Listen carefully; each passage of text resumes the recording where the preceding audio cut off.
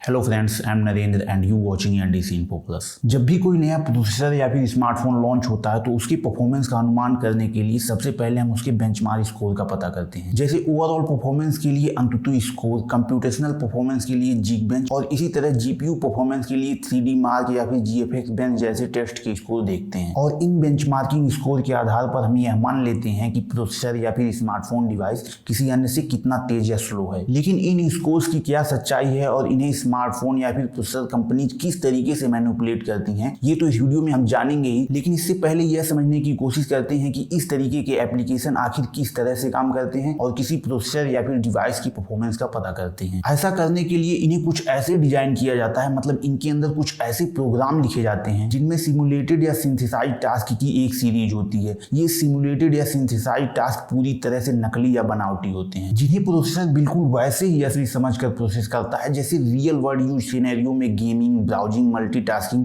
या फिर प्रोडक्टिविटी आदि के दौरान इसे करना चाहिए। इन सिमुलेटेड टास्क के सूट को एप्लीकेशन प्रोसेसर के सीपीयू, जीपीयू, रैम और स्टोरेज आदि पर एक के बाद एक लगातार थ्रो करता है और उनके प्रोसेस होने में लगे समय के अनुसार एक नंबर जनरेट करता है। सभी कैटेगरी के टेस्ट के नंबर्स को इंक्लूड करने पर बेंचमार्क स्कोर प्राप्त होती है, जिससे प्रोसेसर की स्पीड, एक्यूरेसी, एफिशिएंसी, स्केलेबिलिटी या फिर स्टेबिलिटी आदि का अनुमान लग जाता है। जैसे अगर बात करें स्पीड टेस्ट की, तो इसमें बहुत से मैथमेटिकल कैलकुलेशन या फिर डाटा प्रोसेसिंग जैसे कंप्यूटेशनल टास्क होते हैं, जिन्हें कंप्लीट होने में कितना समय लगता है इसके आधार पर स्पीड तय होती है। प्रोसेस करी गई टास्क अपनी वास्तविक वैल्यू के कंपैरिजन में कितनी सही है या गलत, इससे प्रोसेसर की एक्यूरेसी का पता लगता है। टास्क को प्रोसेस करने में प्रोसेसर अपने रिसोर्सेज जैसे सीपीयू या जीपीयू को कितना प्रिसाइजली यूज करता है, मतलब कम से कम रिसोर्सेज का इस्तेमाल करके कितना अधिक से अधिक काम कर पाता है, इससे इसकी एफिशिएंसी तय होती है। एफिशिएंसी बैटरी के लिए बहुत इंपॉर्टेंट होती है, लेकिन इसके साथ साथ मल्टीटास्किंग के दौरान जब हम अपनी डिवाइस पे एक साथ बहुत सारे काम कर रहे होते हैं तो प्रोसेसर उन्हें पूरा करने के लिए अपने अलग अलग हिस्सों को कितना एफिशिएंटली एलोकेट करके प्रोसेस करता है, इससे इसकी स्केलेबिलिटी का पता लगता है। और इसी तरह लंबे समय तक परफॉर्मेंस डिमांडिंग टास्क करते रहने पर परफॉर्मेंस में कमी न आने देने से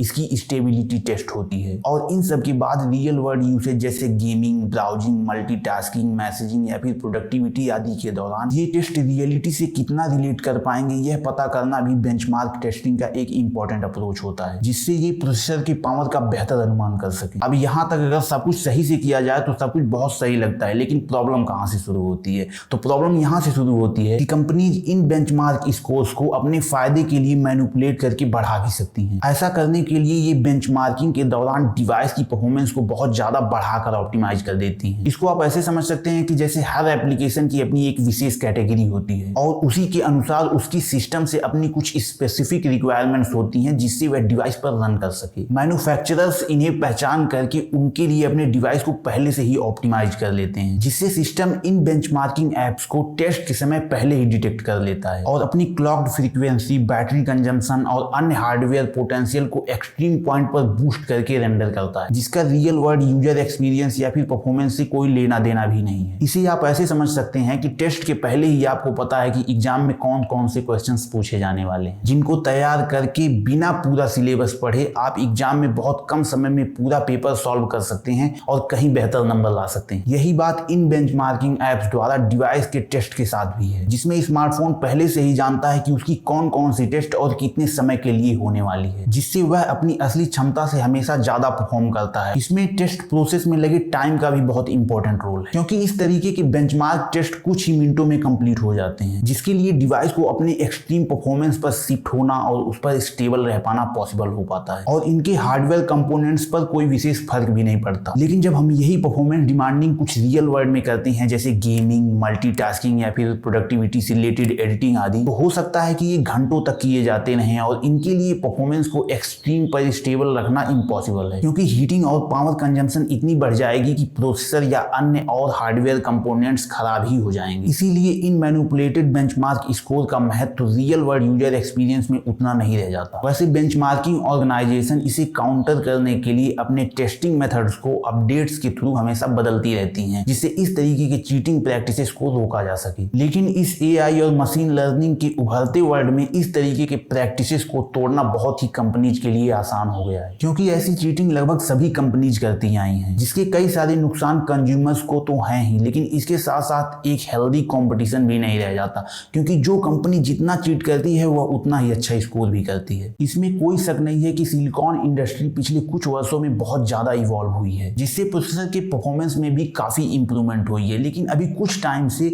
बेंचमार्क स्कोर रॉकेट की तरह ऊपर गई है। मतलब अगर पिछले कुछ वर्षों में देखा जाए तो इस समय के लेटेस्ट प्रोसेसर जैसे एडियन 3 या फिर डायमेंसिटी 9300 जैसे प्रोसेसर 8 से 9 गुना ज्यादा बेंचमार्किंग स्कोर दिखाते हैं। और सेम यही बात एप्पल और सैमसंग के प्रोसेसर के साथ भी है। अगर अभी की लीक्स की माने तो इस साल लॉन्च होने वाले प्रोसेसर की बेंचमार्किंग स्कोर 3 मिलियन से भी पार होने वाली है। इन सबसे तो एक बात साफ हो जाती है कि सभी ब्रांड इन बेंचमार्किंग स्कोर को जमकर मैनिपुलेट कर रहे हैं, क्योंकि परफॉर्मेंस भले ही इंप्रूव हुई है लेकिन इतनी भी नहीं हुई है जितना कि ये बेंचमार्किंग स्कोर हमें बता रहे हैं। इसीलिए हमें इन नंबर गेम के लूप से बाहर निकलकर चीजों को देखना होगा, और इसका एक ही तरीका है कि हम यह नहीं देखें कि बेंचमार्किंग स्कोर क्या बताते हैं, बल्कि यह देखें कि प्रोसेसर सचमुच के यूजर एक्सपीरियंस में कैसा परफॉर्म करता है। इसके लिए किसी रिलायबल सोर्स या फिर टेक रिव्यूअर जिसने इसे खुद से यूज किया हो उसके रिव्यू से पता चल सकता है। इसीलिए जब अगली बार आपको इस तरीके के बेंचमार्क नंबर दिखें तो उन पर आंख बंद करके भरोसा न करें, बल्कि अपना खुद का रिसर्च करें